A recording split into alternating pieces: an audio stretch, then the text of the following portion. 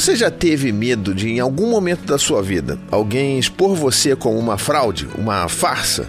Você já recusou uma oferta de emprego ou até às vezes uma promoção porque você não se sentia bom o suficiente para isso? Sempre rejeita elogios ou reconhecimentos de outras pessoas, normalmente falando algo bastante autodepreciativo? Então vem comigo, vamos trocar uma ideia que esse tema rende. Oiê, tudo bem com você? Eu sou o Thiago Queiroz e esse é o podcast Pausa para Sentir. Seja muito bem-vindo. Esse podcast é um cantinho seguro para a gente conversar sobre as emoções. É um convite para você dar uma paradinha aí e sentir. Sou psicanalista, pai, escritor e, podcaster, né? Então resolvi criar mais esse podcast para debater um pouco com calma, sabe? Assim, para a gente poder conversar sobre essas coisas que estão aí, por baixo do tapete, sabe? E a minha vontade maior com esse podcast é que ele realmente se torne parte da sua jornada de autoconhecimento. Para que toda semana a gente tenha aqui um pedacinho aqui, de conversa, para a gente poder, talvez, falar sobre outros temas que a gente não falaria no dia a dia, não é verdade? Então pare aí, pega um café, ou pega um suco, ou pega uma água e ouça essa conversa. Faça uma pausa para sentir.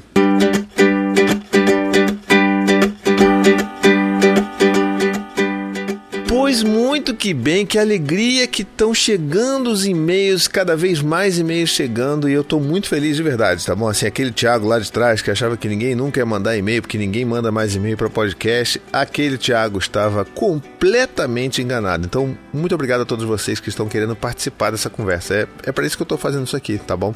E então, o e-mail de hoje que a gente recebeu aqui é do Joilson. Sim, eu vou inventar nomes agora, tá bom? Pra ficar mais tranquilo, assim, da gente, às vezes a pessoa não quer ser identificada e tudo mais, então vou inventar nomes. E provavelmente até o final do episódio eu já teria esquecido o nome que eu inventei no início. No caso, eu lembro ainda que é Joilson, mas provavelmente lá no final eu já não vou mais lembrar. Mas se você lembrar, beleza, que significa que a sua memória tá funcionando. A minha já não funciona faz tempo. Então vamos pro e-mail. Oi, Thiago. Já conheci o seu trabalho no Tricô e no Paizinho Vírgula. Sempre me ajudou muito, não só com a minha filha, como também pessoalmente, e muito. Obrigado por tudo, inclusive. Olha, parabéns pelo novo podcast. Comecei a ouvir assim que foi lançado. Muito obrigado, que bom, fico feliz. Mas hoje, ouvindo o episódio sobre inveja, enquanto fazia o jantar, resolvi te escrever para compartilhar alguns comentários. Eu não lembro muito da minha infância. Lembro quase nada, na verdade. Acho que já superei isso, mas acho triste às vezes. Infelizmente, boa parte das poucas lembranças que eu tenho são de situações constrangedoras ou ruins. Não lembro de coisas específicas sobre comparação ou ser comparado, mas certamente deve ter ficado coisas latentes, pois tenho uma tendência a achar que só as coisas dos outros é que são melhores e que só os outros é que conseguem as coisas. Já melhorei muito, a terapia me ajudou demais, inclusive. E esse episódio ajudou mais ainda.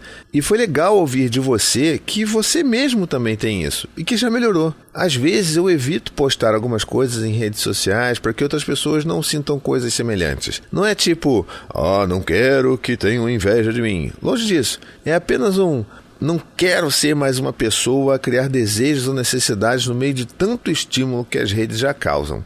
Eu sou médico de formação e resolvi também ser professor universitário no curso de medicina. Mas às vezes eu fico com raiva e inveja de outros colegas, além de frustração por não ser uma carreira valorizada. Já ouvi muitas gracinhas e caras de espanto de colegas porque não entendem porque eu escolhi ganhar menos como professor. Agora, de fato, pensando em dinheiro, eu ganharia muito mais e tendo até menos estresse sendo apenas médico e não professor. Parece que a gente fica como otário, sabe? Formando os alunos e muitos desses que não dão nem importância pra gente, estão apenas ali esperando que termine logo a faculdade para ganhar dinheiro. E assim, na maior parte do tempo, eu até fico de boa, mas tem horas que esses sentimentos negativos aparecem e eu fico bem mal. Mas enfim, estou me cuidando e de fato que estou me sentindo cada vez melhor com isso. Foi só para compartilhar mesmo. Outra coisa que passou pela minha cabeça e que para mim às vezes tem relação com a inveja, ou talvez não tenha nada a ver, é a coisa do sentimento de inferioridade e principalmente a coisa da síndrome do impostor. Eu sei que existe muito conteúdo sobre isso, mas talvez fosse um tema legal para o seu podcast. Principalmente por, acredito eu, que você tenha muitos homens na sua audiência. E sempre que vejo algo é dentro do universo feminino.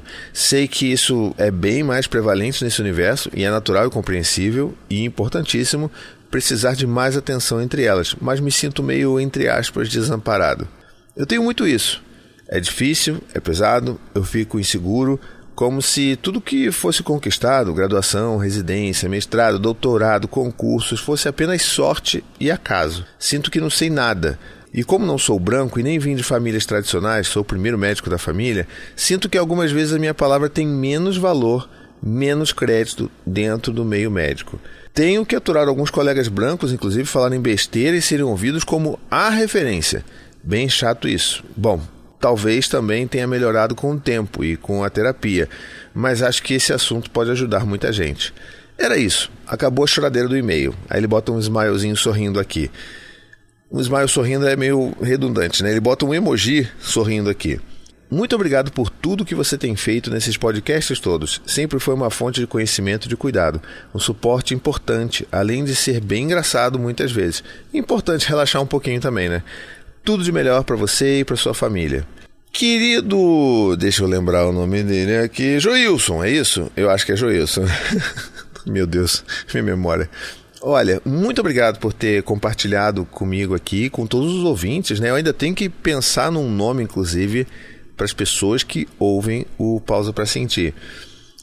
Quem me acompanha, inclusive, eu estou fazendo um off gigantesco aqui, tá? Assim, mas fica comigo, eu sei que você gosta de conversar e saber um pouco mais da construção da coisa. Mas as pessoas que me acompanham na minha carreira de podcast, fazendo vários podcasts aí ao longo desses anos todos, sabem que eu tenho uma tendência a chamar o fandom, né, de um podcast, aquele grupo dos ouvintes daquele podcast, por apelidos carinhosos, mas que costumam ser bem bregas, porque eu gosto de coisas bregas. Então, assim, na próxima vez que você mandar uma mensagem para mim, mandar uma DM, aproveita e fala lá o que você gostaria que fosse chamado o grupo de pessoas que ouvem o Pausa para Sentir, porque se ninguém falar, eu vou inventar e provavelmente vai ser bem brega, tá bom? Mas vamos lá, então. Pro e-mail do Joilson. Olha, tô falando bastante o nome dele aqui para eu poder lembrar e não esquecer no final. Mas o e-mail dele tem tantas camadas aqui que eu acho que eu poderia falar sobre em uns 3 episódios só sobre o que está apresentado aqui. Eu vou focar, porque esse é o tema desse episódio que eu achei que seria importante, falar sobre a síndrome do impostor. Mas, de fato, tem muita coisa aqui e a primeira coisa que eu queria comentar é que, assim, sim, sabe, todos esses sentimentos de inferioridade, essas inseguranças, a forma como a gente foi incentivado à competitividade, a forma como a gente nutre inveja, ou que nutriram inveja na gente por causa da competitividade ao longo de toda a nossa vida, isso tudo anda de mãos dadas com a síndrome do impostor, tá? Ela não é uma doença classificada, né? Não tem um CID para isso, mas ela é uma condição que ela está cada vez mais presente na nossa sociedade. Eu vou falar um pouco mais sobre isso para a gente entender meio que de onde que vem isso daí, para a gente entender o que a gente pode fazer, inclusive, com isso, né? Mas antes de me aprofundar, eu quero só fazer mais uma pincelada aqui de alguns pontos que eu achei muito importantes no e-mail dele e que eu acho que, como eu não vou me aprofundar nesses pontos especificamente, a gente precisa só notar para mostrar que é importante, tá? E a primeira coisa que ele fala aqui que me chamou a atenção foi a questão do emprego, de como os seus pares, né, os seus colegas de trabalho, eles tendem a ter seus parâmetros do que seria a execução ideal daquele trabalho, daquele ofício, e tendem a reduzir quaisquer outras possibilidades que vêm daquela mesma ocupação, né? Daquela mesma formação, vamos dizer assim.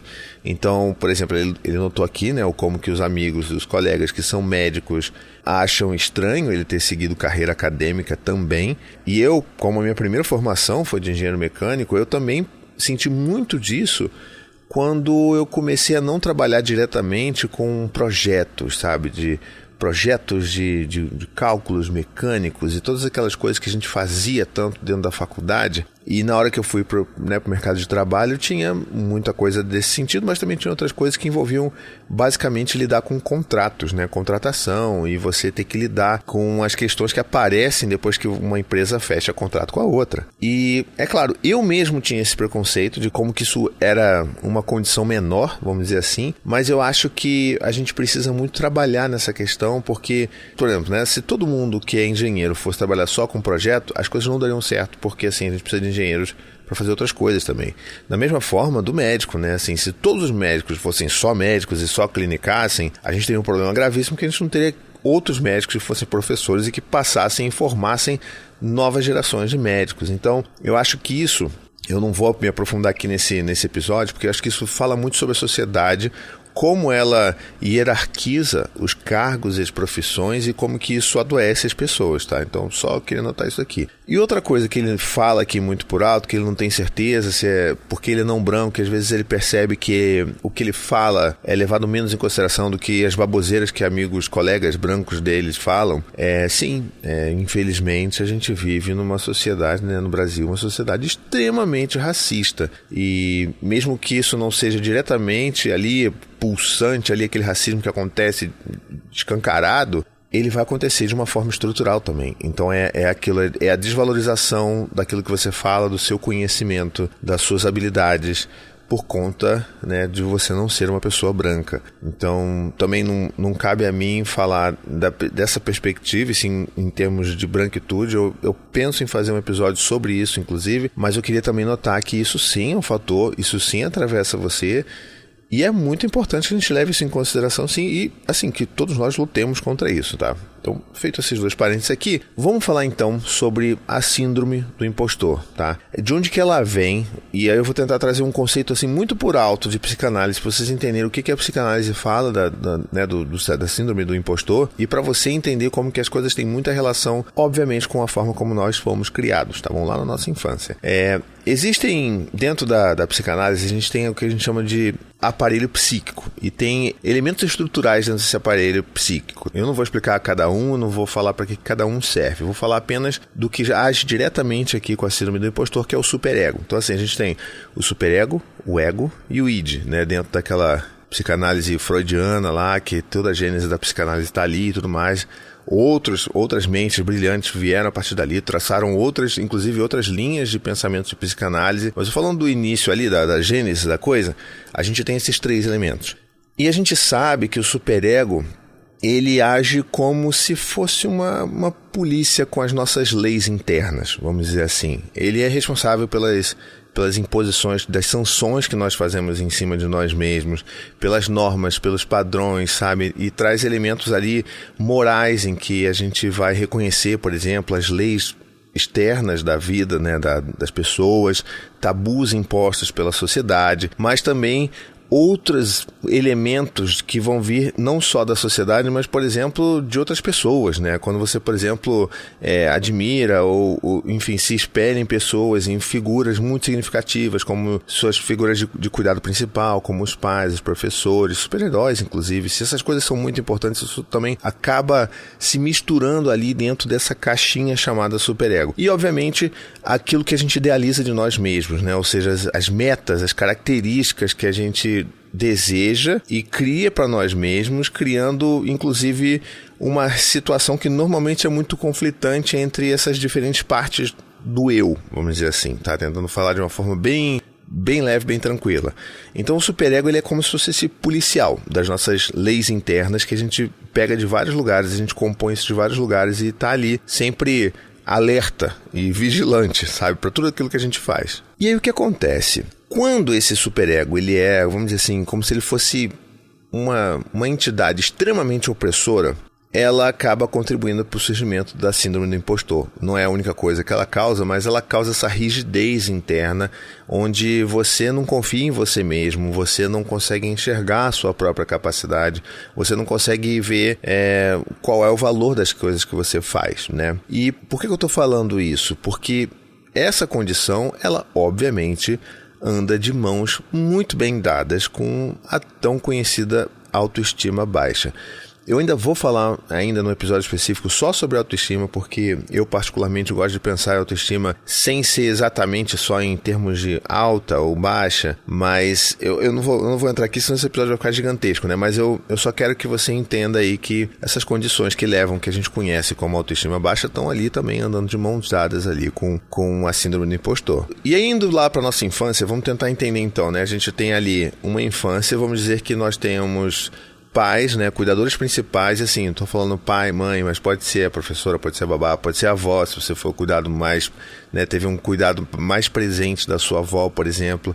Se essa base na infância teve muita rigidez, sabe, muito não, muito controle, muita punição, então é provável que você se sinta assim hoje em dia, porque aquela rigidez que foi concedida a você durante toda a sua infância ajudou a você a formar esse superego extremamente sólido, extremamente vigilante, que não perdoa ninguém, muito menos você, tá? E aí a gente começa a criar essas expectativas irrealistas sobre nós mesmos e a coisa vai ficando cada vez mais tensa, porque você simplesmente não consegue reconhecer aquilo que você faz, sabe? Você sempre se sente culpado ou culpada. Você sempre tem certeza que você não merece aquele sucesso que você deveria merecer. Você, inclusive, isso é muito comum, tá? Já aconteceu muito comigo, inclusive, vou contar uma passagem também para você aí entender como que isso me afetava bastante. Isso faz você desmerecer, inclusive, os reconhecimentos, tá? Que você já teve, né? Então, eu, por exemplo, até alguns anos atrás, enquanto eu ainda estava ali trabalhando muito em análise, né, na minha própria análise, com uma psicanalista me ajudando, eu lembro que eu simplesmente não conseguia aceitar elogios de forma alguma. E isso eu comecei a perceber na análise justamente esse padrão que eu tinha. Quando alguma amiga ou algum amigo vinham falar alguma coisa, poxa, cara, olha, eu vi aquele episódio do seu podcast, que incrível aquilo que você explicou. Achei muito incrível. Aí eu falei assim, acho que você se confundiu, acho que você estava falando de outra pessoa. E aí falava uma outra pessoa que eu achava muito legal. E aí tinha sempre esse padrão, sabe? E eu não percebia que eu fazia isso. E era sempre num tom da piada, achando que eu estava sendo humilde, mas na verdade eu não estava reconhecendo o meu valor, reconhecendo aquilo que eu conseguia, o que era capaz de fazer. Outra coisa que eu costumava fazer muito também era, essa brincadeira da memória, era para mim sempre um ponto de fuga para quando eu recebia algum tipo de elogio. Então eu pensei, nossa, olha, eu vi um vídeo que você fez, nossa, você estava inspirado, você falou uns negócios que, caramba, eu nunca pensei sobre aquilo e tal. E aí eu costumeiramente falava assim, mas aquilo ali eu falei no calor do momento, ali eu vou falando plá, mas assim, se você pedir para eu repetir, eu não vou saber repetir, porque eu falei tudo na hora ali, eu esqueci já o que eu falei. Mentira, né? Como é que eu posso ter tido tantos rompantes ao longo dos anos que me fizessem falar coisas tão bacanas se eu não lembrasse de absolutamente nada que eu já tivesse aprendido, colocado em prática, seja na minha vida pessoal ou seja na minha vida em família, né? Então assim, foi um trabalho muito difícil porque a gente esquece que a gente vem de uma criação muito rígida, e a minha ela foi muito cobrada no sentido de resultados, né? Então era aquela coisa do se você tirou 8, por que você não tirou 9? Por que você foi o segundo lugar? Por que você tirou 9,5 e não 10, né? Por que você foi a segunda maior nota da turma? A primeira maior nota da turma vai ganhar uma bolsa no que vem. Por que você não está fazendo o suficiente para você ganhar essa bolsa pro ano que vem, sabe? Então, tinha muitas dessas questões que apareciam para mim e eu comecei a perceber como que isso fez com que eu me cobrasse de uma forma muito absurda, muito cruel e muito injusta com relação a mim mesmo. E quando eu comecei a me dar conta disso, principalmente em análise, eu comecei a fazer um esforço muito grande. E, gente, olha, eu tô falando sério, é muito difícil. Dependendo do seu nível de síndrome de impostor, é muito difícil a gente quebrar isso. É um negócio que a gente tem que estar assim, sempre atento, tentando pensar e tentando mudar a forma como a gente fala sobre a gente, sabe? E foi ao longo de muita tentativa e erro que eu comecei a entender que eu poderia sim reconhecer os elogios que eu recebia, agradecer por eles e que isso não faria de mim uma pessoa soberba, sabe? Um cara metido. Então eu mudei muito da água pro vinho. E as pessoas não estão acostumadas com isso também, tá? Então já dou uma dica. Se você começar a fazer esse tipo de exercício, você vai perceber que as pessoas não estão acostumadas com isso. Elas estão acostumadas com a gente inseguro, né? Se a gente já é assim que a gente performa para todo mundo, né? Então eu lembro que no início, quando alguém vinha falar comigo e tal, eu tentava segurar ali aquela vontade de fazer alguma piadinha autodepreciativa e falava, poxa, obrigado, era isso mesmo que eu queria ter feito. Poxa, que bom que você percebeu, obrigado, viu? Fico feliz que você tenha notado isso daí. E sabe, dá uma leveza no coraçãozinho, sabe? Porque assim, é como se a gente estivesse reconhecendo alguma coisa que é muito importante. Porque veja, todo esse trabalho que eu faço aqui na internet, eu faço com muito coração. Então, por que eu não posso me permitir colher um pouco dos louros que eu tô fazendo aqui, né, há tantos anos? Então, fica um quentinho no coração, mas as pessoas não estão acostumadas com isso. Então, as pessoas vão, às vezes, tentar te dar uma rasteira, mesmo que de forma inconsciente, mas já aconteceu comigo. Quando eu estava nesse início de processo, as pessoas falam assim, olha lá, o Thiago tá metido, ela tá se achando. E aí a gente tem que estar muito preparado, a gente tem que estar muito consciente daquilo que a gente sabe que é importante pra gente, pra poder ter respostas como a que eu dava naquela época, que era, não, olha, eu não tô me sentindo não, tá? Por favor, assim, não entendam isso, eu tô simplesmente reconhecendo e agradecendo algo que você falou e que eu concordo e que é muito importante para mim reconhecer isso dentro do processo todo que eu estou vivendo hoje em dia, de reconhecer o valor daquilo que eu faço. Então, muito obrigado. Eu não tô me achando não, mas inclusive não me achar é o que eu mais faço com mais facilidade. Então, assim, eu dava esse tipo de resposta e as pessoas começavam a se acostumar a entender que realmente era um Thiago que estava tentando fazer diferente consigo mesmo. E eu recomendo muito que você faça isso com você, tá? A gente fica falando muito sobre isso, parece muito papo de, você tá falando só pra gente tentar pegar um pouco mais leve com a gente? Sim, claro, a ideia principal é essa, mas a gente sabe que existem impactos muito reais na vida real, concreta, sabe? A gente sabe, por exemplo, que tem muitos estudos que mostram como que, por exemplo, o gênero feminino, ele é um dos mais atingidos. Não à toa que o nosso querido Joilson, se eu não me engano, né, fala o meu nome inventado, falou lá no início no e-mail, né, de como que ele já percebeu que as mulheres são mais impactadas e são de fato mais impactadas, porque elas justamente estão vivendo nesses tempos em que mulheres ocupam cargos que nunca antes foram ocupados por mulheres em empresas, por exemplo. E numa sociedade machista como a nossa, ela sempre vai tentar se encarregar de desvalorizar as mulheres para esses lugares, como uma forma de colocá-las de volta no lugar em que a sociedade originalmente desenhou para elas, né? Ou seja, o lugar que se espera que a mulher esteja é apenas dentro de casa, cuidando da família. Então, para a mulher, por exemplo, que está fazendo esse movimento e crescendo numa carreira, ganhando cargos de chefia dentro de empresas, cargos executivos, isso daí sempre vai pulsar muito forte, porque não é só, inclusive, a carga da própria infância, e também a carga de uma sociedade inteira que é muito machista, sabe? Então, como eu falei lá no início, né? A gente está falando de um superego que ele é criado e não é criado apenas com as coisas que a gente viveu, com os nossos pais e coisas que a gente pensa sobre a gente, mas é como que também a sociedade, a cultura nos atravessa, tá? E dependendo, inclusive, do nível de síndrome do impostor, é importante vocês perceberem que isso pode ter efeitos, assim, físicos na pessoa, tá? Existem muitos casos também que as pessoas que estão ali prestes a receber uma responsabilidade nova no trabalho ou participar de um evento de reconhecimento da empresa, e aí essas pessoas começam a se sentir mal, se sentir adoecida, sabe? Aquela coisa meio que quase como se o corpo tivesse transbordando um sentimento de impotência, porque é isso que ele tem para oferecer e cobrar de si mesmo, e essa pessoa, inclusive, às vezes acaba não indo porque sente que está doente, por exemplo, e não vou nem no trabalho hoje porque eu tô mal, não tô bem, e aí a gente fica preso nisso, sabe? Eu mesmo, por exemplo, eu fiquei 2 anos, né, como eu já tinha contado, eu fiquei 2 anos maturando para fazer esse projeto aqui de podcast, né, o Pausa para Sentir, e veja, mesmo já conhecendo tanto, tá, e sendo considerado referência para tantas pessoas em tantos assuntos assim relacionados principalmente à parentalidade, eu simplesmente não me permitia. Eu não sentia que o que eu sabia ou que o que eu representava era o suficiente para criar um podcast com essa temática que eu estou apresentando agora para você aqui.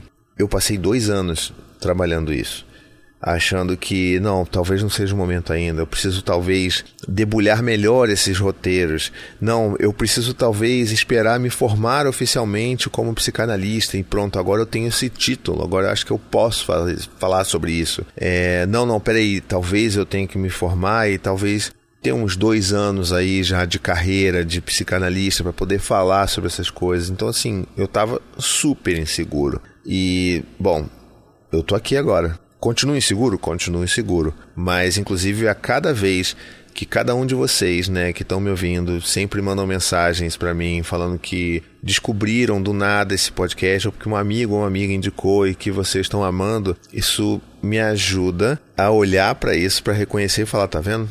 Tava certo, eu não precisava esperar tantos anos assim, não. Mas que bom que eu tô aqui, e que bom que as pessoas estão gostando, e que bom que eu tô percebendo que eu tô fazendo um bem para a vida dessas pessoas. Agora, voltando aqui um pouco, antes da gente começar a encaminhar para o final desse podcast, vamos voltar um pouco a alguns pontos que me chamaram a atenção. E agora que eu já expliquei um pouco mais sobre o que eu penso, o que eu conheço através da psicanálise sobre síndrome do impostor, vamos voltar um pouco ao e-mail do Joilson, e eu estou particularmente muito surpreso com o fato de que eu ainda não esqueci o nome que eu inventei, mas enfim, eu preciso que você, inclusive, para quando você estiver ouvindo aí, você que escreveu esse e-mail, Joilson, querido, estiver ouvindo, você perceba pistas que você deixou no seu e-mail que talvez você não tenha percebido. E muito da psicanálise é isso, né? É você observar o que foi dito através do que não foi dito, né? Então, se você perceber, em alguns momentos ele faz um pouco de piada com isso, né? Por exemplo, quando ele acaba o e-mail, ele fala, enfim, era isso, acabou a choradeira do e-mail, e bota um sorrisinho aqui. E sempre tentando reduzir a própria experiência dele. A gente falou isso no episódio anterior, né? Sobre aquela coisa da escala do sofrimento. E tem muito disso aqui. Essa forma que a gente brinca e tenta reduzir aquilo que a gente sente, ou reduzir a importância das nossas vivências, isso daí é uma coisa que eu conheço muito bem, conheço de perto, tá? Infelizmente, porque é uma das formas que eu mais utilizava, o que mais utilizo ainda, mas tento controlar o máximo possível, para tentar reduzir isso que a gente está fazendo, porque a gente não confia na gente mesmo, tá? Então, Joilson, aqui tá, quando você tá aí sempre brincando ou tentando fazer uma piada com aquilo que você está falando, meio que para tentar quebrar a importância ou a seriedade daquilo que você está sentindo, isso é um ponto de que você precisa, sabe, lembrar que não, isso aqui é importante para mim, isso é chato para mim, isso não é legal, não é choro, não é choradeira, é importante, é uma coisa que me afeta a ponto de mandar um e-mail gigantesco para você. Esse e-mail, inclusive, deixo aqui até compartilhar com você que está me ouvindo aí, querido ouvinte ou querida ouvinte. Esse e-mail daqui, no final, existem alguns trechos aqui que eu excluí desse e-mail, que eu lembro, mas um deles, assim, me deixou muito assim com essa pulga atrás da orelha, porque era praticamente uma mensagem assim, olha, eu estou só aqui desabafando, esse e-mail aqui não deve nem estar bom para você usar, mas enfim, só queria sugerir mesmo você falar sobre isso.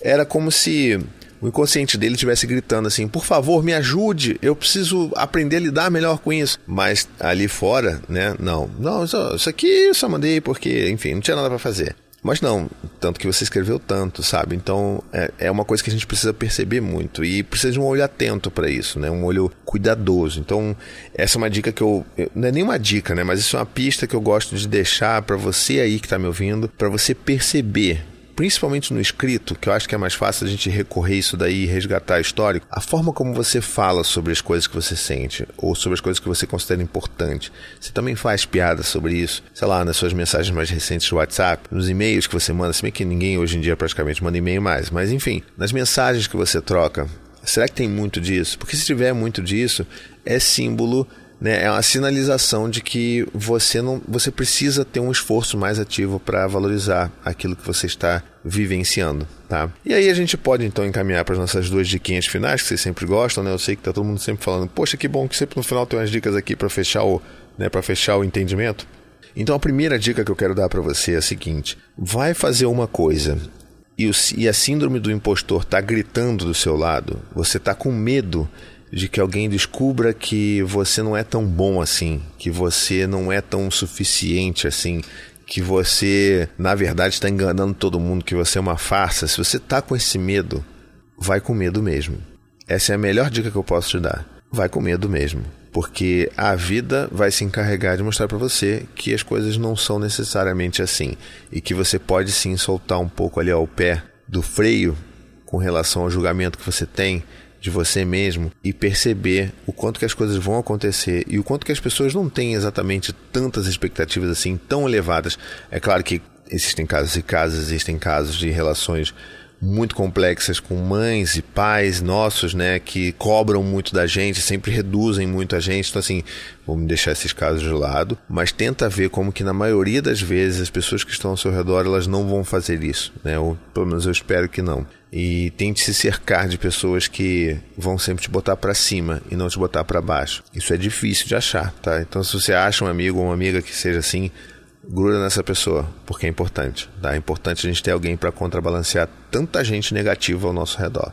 E a minha dica número 2, ela tem a ver um pouco com esse autoconhecimento que eu falei aqui ao longo desse episódio, né? Eu queria que você tentasse reservar um tempinho da sua vida e do seu dia para você tentar mapear essa rigidez da sua infância, ou seja, na verdade as rigidezes, né, da sua infância, as várias rigidezes que você já percebeu e como que elas ainda replicam, sabe, como elas continuam se repetindo em você no dia de hoje, tá? Então tenta primeiro notar isso. Acho que o maior efeito, vamos dizer assim, benéfico de passar por esses processos é você criar consciência sobre aquilo que acontece. Então, crie consciência sobre a forma como você escreve sobre você mesmo, como você fala sobre você mesmo. E principalmente aqui crie consciência sobre as rigidezes que compuseram a sua infância.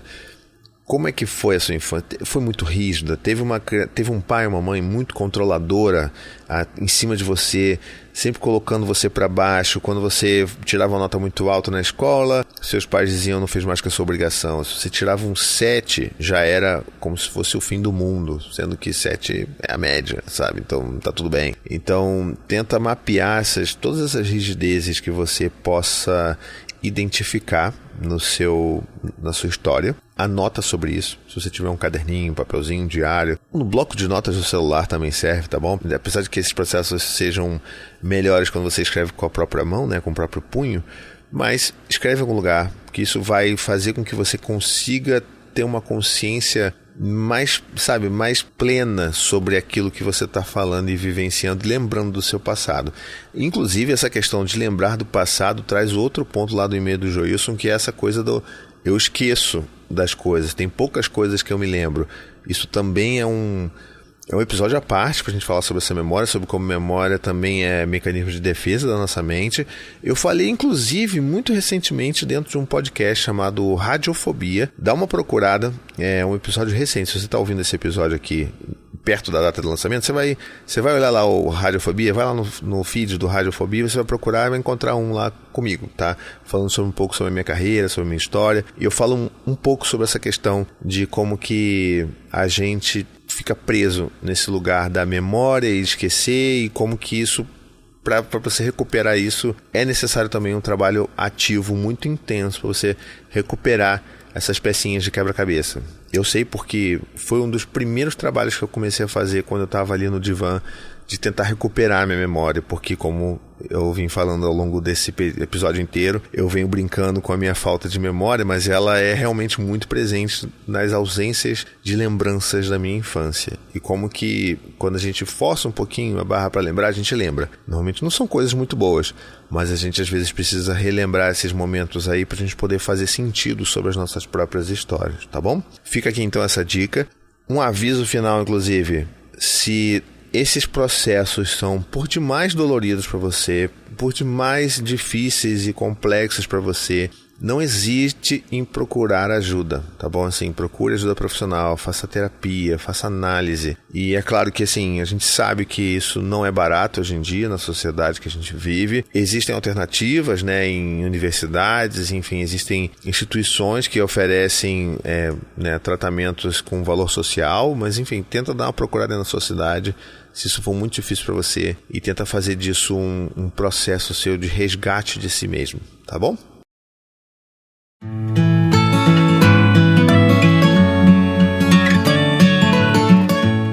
Bom, estamos chegando aqui mais um final de episódio. Eu espero que você tenha gostado, porque para mim falar sobre esse episódio especificamente, sobre síndrome do impostor, foi bastante desafiador, porque mexe bastante com a minha própria história, mas eu fico feliz de poder oferecer um pouco de de conhecimento com relação a isso e principalmente um pouco da minha própria experiência, tá? Porque eu sempre vou tentar trazer um pouco aqui do que eu vivencio, de como foi difícil para mim passar por algumas barreiras da vida, tá? Então, espero que você tenha gostado de verdade. Se esse episódio fez sentido para você, te ajudou, te deu alguma iluminação aí, eu peço para você me ajudar de 2 formas diferentes, tá bom? A primeira é a mais importante de todas.